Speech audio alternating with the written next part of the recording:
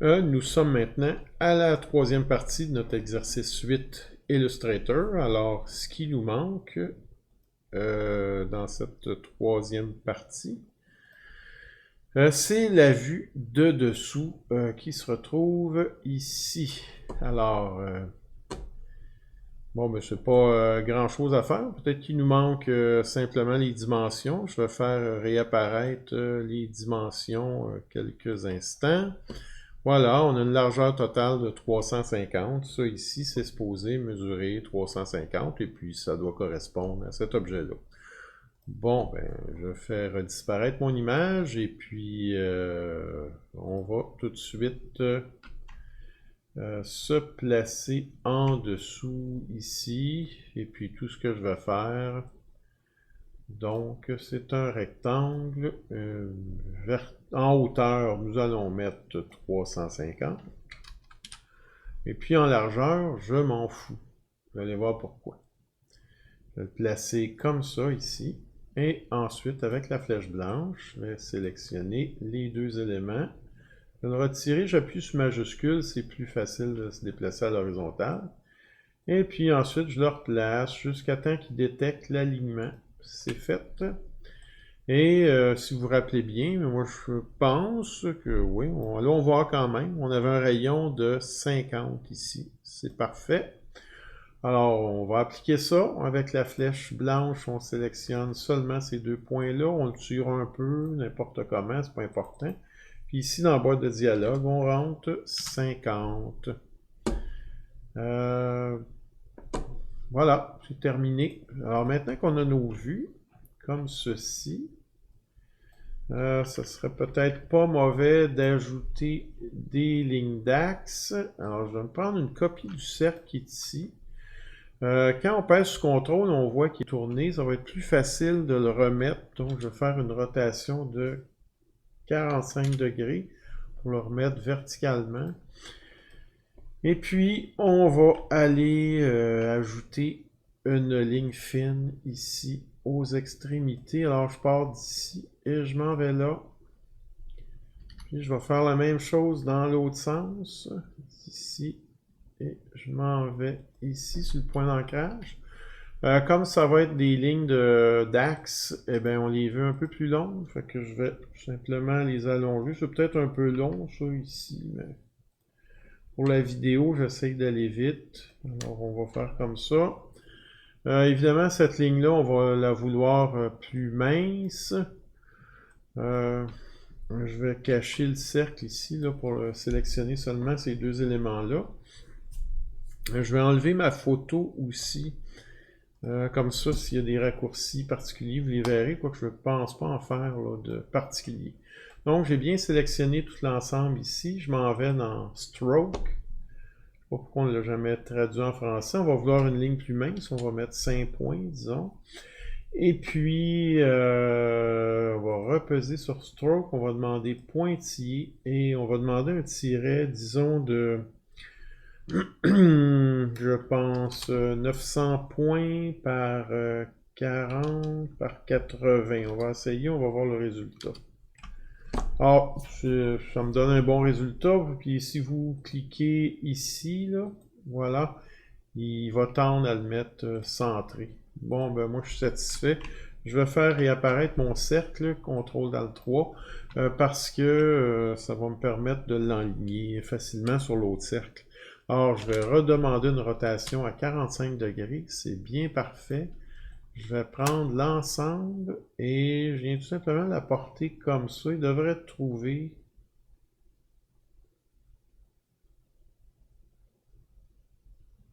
Ouais, je pense qu'il est bloqué au bon endroit. C'est bon, puis ce que je fais pour ne pas avoir un cercle confondant avec l'autre, je le tasse. Je l'efface. Et je le reprends et je le rapporte ici, comme ça. Et puis, on veut aussi une ligne pour l'autre ici. Alors, je pèse sur majuscule, je pèse sur Alt pour faire une copie. Puis, disons que je le mets ici. C'est un peu trop long, on va le rapetisser. Alors, je le prends par la ligne qui est ici, puis je l'avance. Puis comme vous constatez, ça, évidemment, il a essayé d'équilibrer, mais ça fait peut-être un peu court ici comme espace. Alors, ce que vous faites tout simplement, vous le reprenez, vous retournez dans Stroke, puis au lieu de mettre 900, essayons, disons, 600 pour voir qu'est-ce que ça va donner. Oh, c'est pas assez. On va mettre 750. 750. Là, ça me l'air assez bien équilibré. Alors, je l'accepte. Alors, j'ai fini mon dessin, mais, donc ça, j'en ai pas de besoin. Mais si on retourne sur une feuille 8,5 11 maintenant, donc vous double-cliquez ici dans le plan de travail, vous demandez le format lettre, couché, paysage. OK, c'est évidemment beaucoup trop petit mon dessin. Alors, quoi faire? Ben, on va le mettre à l'échelle. Alors, on va tout sélectionner comme ça. Je vais peser sur la lettre S, le faire entrer, puis moi, je vous conseille pour ce travail-là 10%. 1 dans 10, autrement dit. Alors, je fais OK. Et puis, on va prendre la technique habituelle, CTRL X, CTRL 0 pour mettre notre page pleine, et CTRL V pour venir porter les éléments. Ah, là, il est arrivé un petit problème. Fait que je vais être obligé d'annuler. Regardez l'arrondi ici qui n'a pas suivi. Alors, je vais annuler 2-3 fois. On va reculer pour tant qu'on n'aura pas rapetissé. Et puis, je vais recommencer la mise à l'échelle. On va vérifier quelque chose. Allons cliquer sur rayon d'arrondi. Et on va recommencer. On va mettre 10%. Et puis, tant qu'à ça, on va mettre aussi à l'échelle les contours et les effets. Donc, deux choses, rayon d'arrondi. Là, ça veut dire que le rayon reste constant, mais il va au moins diminuer d'échelle, il va descendre à 10%. Et puis, je réessaye encore. Donc, on va recommencer. CTRL 0, CTRL A, CTRL X, CTRL V. Donc, mon dessin apparaît ici. Et je vais aller, ben là, comme j'ai rapetissé mes effets aussi, ben peut-être mes lignes sont rendues trop minces.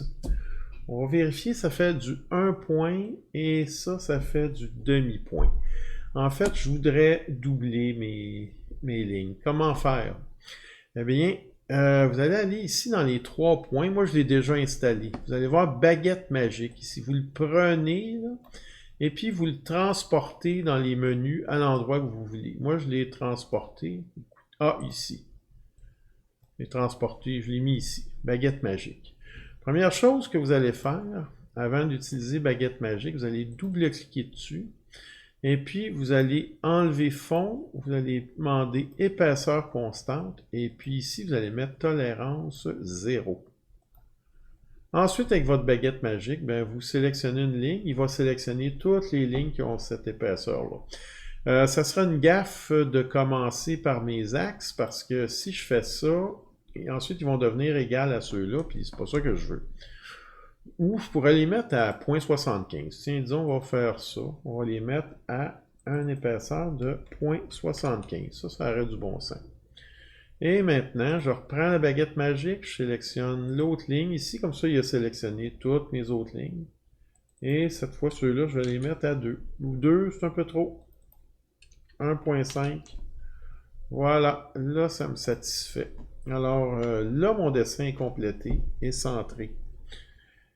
Reste peut-être un cartouche.